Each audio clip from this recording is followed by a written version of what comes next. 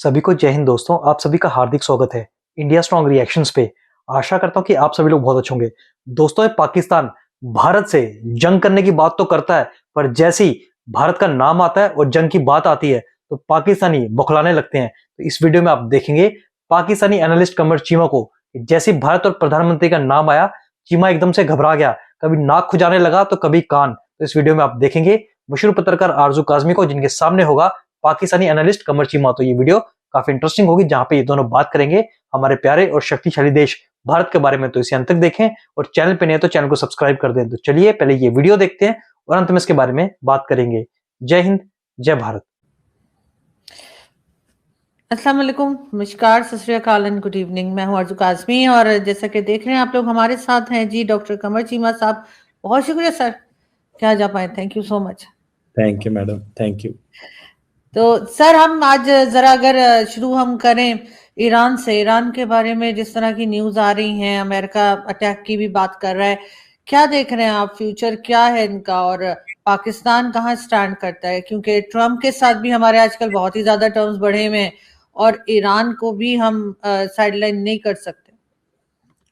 बहुत शुक्रिया। देखिए, पहली बात तो ये है कि जो ईरान की जो पोजीशन है ना जी, वो कॉम्प्रोमाइज हुई हुई है काफ़ी। अब पहले होता था कि ईरान जो था ना, वो अपनी प्रॉक्सीज के ज़रिए पूरी दुनिया में उसका एक, पूरी दुनिया से मुराद मिडल ईस्ट के अंदर उसने अपना एक इन्फ्लुएंस रखा हुआ था। हमास, हिजबुल्ला, होथीज, ये इनके साथ वो लड़ाइयाँ चलती रहती थी एंड ऑल दैट होता रहता था। अब जो सिचुएशन पैदा हुई है या जो कुछ हमारे सामने नज़र आ रहा है, उसमें एक चीज़ बड़ी क्लियर है, और वो चीज़ ये है कि क्योंकि ये प्रॉक्सीज नहीं है, इसलिए अमेरिकन ये समझते हैं कि अब हमें, और इजराइल ये समझता है कि अब हमें मिडल ईस्ट में तो कोई खतरा नहीं है, सीरिया भी मैनेज्ड है, लेबनान भी मैनेज है, बाकी भी मैनेज है, तो हमें विद इन ईरान जाके ईरान की पोजीशन को कॉम्प्रोमाइज कर देना चाहिए। तो पहले क्या हुआ, उन्होंने हमला किया जो जून में हुआ था, वो जंग हमने देखी, और उसके बाद आप देखें फिर एक हालात जो थे वो किस तरह चले कि ईरान कमज़ोर हो गया, ईरान का एयर डिफेंस कमज़ोर हो गया। फिर अभी उसके बाद आप देखें ये प्रोटेस्ट शुरू हो गए। Again this is a strategy कि ईरान को अंदर से कमज़ोर किया जाए। ईरान की इकॉनमी पहले ही नहीं है, लोग वैसे ही तंग हैं ईरान की हुकूमत से। अच्छा, एक तरफ इकॉनमी ठीक नहीं है, लोग तंग हैं। ईरान पहले न्यूक्लियर की टॉक्स करता रहता था और लोगों को कहता था कि जनाब मेरी ये न्यूक्लियर टॉक्स हो रही हैं अमेरिकन के साथ, उसके बाद इकोनॉमिक हालात बेहतर हो जाएंगे, सैंक्शंस ख़त्म हो गएंगी, वो लिवरेज भी आवाम के आगे ख़त्म हो गई, गवर्नमेंट भी इकोनॉमिक डिलीवर नहीं कर पा रही, तो कुछ ऐसी सिचुएशन बन नहीं पा रही। तो इसलिए अब ईरान जो है वो अमेरिकन और इजराइलियों का लार्जली पर्पस ये होगा कि ईरान को हिट करें। अब उन्होंने 3-4 डिमांड रख दी हैं। वो कहते हैं जी कि पहले तो ये न्यूक्लियर प्रोग्राम में जो है ना, ये जो स्टॉक पाइल है ये ख़त्म करो, अपने मिसाइल की रेंज कम करो, आप जो है ये क्या उसे बोलते हैं, हमारे साथ टॉक्स करो कि ये जितने भी प्रॉक्सीज हैं, हिजबुल्ला, हमास, होतीज, इनको आप सपोर्ट नहीं करो, न्यूक्लियर एनरिचमेंट नहीं करोगे, मतलब इस तरह की बातें उनके। तो ईरान के उन्होंने हाथ बांध रहे हैं वो, ताकि ईरान को अंदर से फिर इतना कमज़ोर कर दो कि ईरान को बाहर जाने से पहले घर में चीज़ें ठीक करनी पड़े, और फिर घर में भी कुछ ऐसे हालात पैदा हो जाएं कि जहाँ पे जो मौलवी हैं, जो आयतुल्ला खामनाई है, उनकी उम्र 86 साल है, वो कमज़ोर हैं, बीमार हैं, उनका ऑल्टरनेट कौन सा है, अगर वो हिट करते हैं किसको हिट करेंगे, क्या वेनेजुएला स्टाइल ऑपरेशन करेंगे, क्या करेंगे? So there is so much. और ईरान की कैपेबिलिटी कोई नहीं है, ना तो वो इंटरनल प्रोटेस्ट को रोक सकता है, ना फॉरेन इंटरफेरेंस को रोक सकता है। तो उनका डिफेंस सिस्टम तो पहले जून में ही पिछले साल वो ख़त्म हो गया था। उनके पास मिसाइल हैं और उनके पास ड्रोन्स हैं, उसके ज़रिए वो हमले कर सकते हैं। अब वो कितना कुछ लड़ सकते हैं, क्या कर सकते हैं, दैट्स अ क्वेश्चन। लेकिन अमेरिकन ये समझ रहे हैं कि we should hit Iran again, and so that it's never a threat again for us. जी।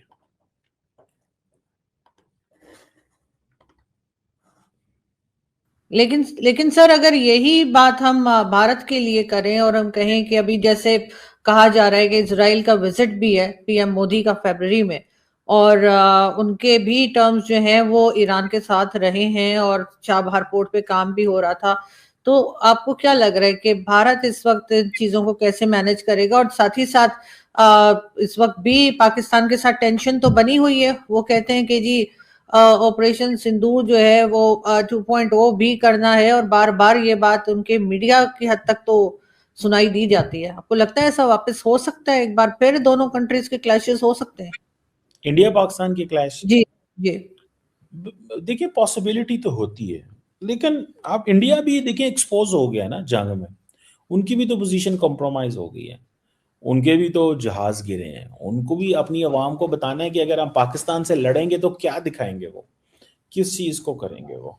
तो ये इंडिया की पोजीशन जो है वो चाइनीज़ भी देख रहे हैं। अब इंडियंस को ये भी पता है कि अगर पाकिस्तान से लड़ना है तो इनके साथ तो कोई खड़ा नहीं होता। उसकी वजह ये है कि ये तो किसी के एलाय बनते नहीं है।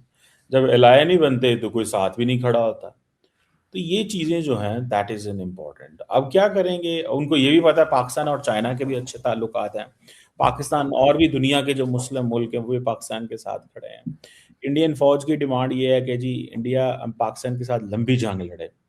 तो लंबी जंग भी उसके भी कॉन्सिक्वेंसेस होंगे। ज़ाहिर बात है, इंडिया की इकॉनमी मजबूत इकॉनमी बन रही है, वो अपने आप को दुनिया के सामने प्रोजेक्ट कर रहे हैं। तो वो अगर पाकिस्तान उनके इंडस्ट्रियल बेसिस पे हमले करता है, उनकी जो इंडस्ट्रियल बेस है वो गुजरात है, या उसके बाद साउथ में या हैदराबाद में या बेंगलुरु में या महाराष्ट्र में पाकिस्तान जाके हमले करता है, उनकी बेस जो है उसको, वहाँ पे जो फॉरेनर्स हैं उनकी कंपनीज हैं उनको हिट करता है, तो मतलब पोजीशन तो कॉम्प्रोमाइज होगी ना। तो इट डिपेंड्स कि इंडिया ने क्या करना है। सो मेरे ख्याल है पाकिस्तान इस दफ़ा, तो इंडिया अगर ये काम करेगा हमले वाली, तो इस दफ़ा तो जंग जो है वो थोड़ी डिफरेंट नेचर की मुझे लगती है। बाकी it all depends, India is a sovereign country, फैसला तो उन्होंने करना है। लेकिन अमूमन आपको पता है वो छोटी मोटी जंग करना पसंद करते हैं। वो उस पर फिर इंडियन फौज को एतराज़ रहता है कि छोटी जंग से हमारी ऑब्जेक्टिव क्लियर नहीं होते, क्योंकि 2019 में हमला किया तो 2 जहाज़ गिर गए, इस दफ़ा हमला किया तो 6 जहाज़ गिर गए। तो मतलब दिस विल कंटिन्यू, तो कब तक जहाज़ गिरेंगे, फ़ौज का मोरल नीचे होगा, तो ये चैलेंजेस तो होते हैं। तो इट्स देयर कॉल। इंडिया की ज़ाहिर बात है कॉल है, करना चाहते हैं हमला तो तो सर हम लंबी जंग में जा सकते हैं? हम इस काबिल हैं कि हम लंबी जंग कर सकें? क्योंकि अक्सर बात तो ये की जाती है कि 2-3 दिन से ज्यादा के तो हमारी नहीं है, जैसे कहना चाहिए हमारे पास सामान है ना, ना इतना कुछ हम कर सकते हैं।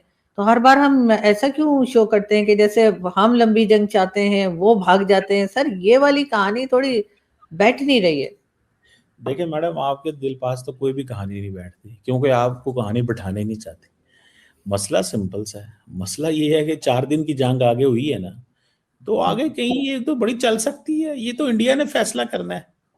हमने तो सीधा सीधा कहा हुआ है, इस दफा तो पाकिस्तान ने ये कहा हुआ है कि उनके फाइनेंशियल सेंटर्स पे हमले करो, उड़ा दो फाइनेंशियल सेंटर्स। सिंपल सी बात है। वो जब फाइनेंशियल सेंटर्स पे हमले होंगे, देखिए पिछली दफा तो चीजें नॉर्मल नॉर्मल चल रही थी ना, मतलब तो ठीक है। सर वो टेरर कैंप उड़ा रहे हैं, आप फाइनेंशियल सेंटर्स उड़ा रहे हैं, ये तो अजीब सी बात है ना। आप भी जाके टेरर कैंप उड़ाएं अगर कोई वहां पर है, आप फाइनेंशियल सेंटर क्यों उड़ाएंगे? वो तो यहाँ फाइनेंशियल सेंटर कोई उड़ा नहीं सकते क्योंकि हमारे यहाँ तो है ही कोई नहीं। चलिए, आप ये तो आप कह रही हैं ना कि नहीं है। आप जो मर्जी कहते हैं, आपका क्या है, आप बादशाह हैं मुल्क की। सवाल ये पैदा होता है कि वो कह रहे हैं कि जी टेरर सेंटर, टेरर कैंप्स, वो उनका क्या है, वो तो कुछ भी कहते रहते हैं। जो वो कहते हैं दुनिया कौन सी मानती है? एक ही मुल्क दुनिया में एक ही बात करता है। या तो ना उनकी बात दुनिया भी रिपीट कर रही हो कि हाँ भाई इन्होंने मुझे याद है जब इंडिया ने हमला किया 6-7 को, तो ट्रम्प ने कहा कि दिस इज शेमफुल। ठीक है, तो मतलब अगर वो कह रहे हैं टेरर कैंप है, तो अभी 2 हफ्ते पहले अमेरिकन फौज जो है वो पाकिस्तान की फौज के साथ काउंटर टेररिज्म एक्सरसाइजेस करके गई है। तो वो अपने best comprehensive global strategic partner से मनवा लेना ये कि भाई पाकिस्तान टेरर कैंप्स में है और वो कर रहे हैं। तो पॉइंट ये है कि वो जो टेरर कैंप नहीं है, असल में तो ये पॉलिटिकल माइलेज लेना होता है। सो प्राइम मिनिस्टर मोदी ये करते हैं कि वो इतना को फौज को टास्क देते हैं जितना को वो पॉलिटिकल माइलेज ले सके।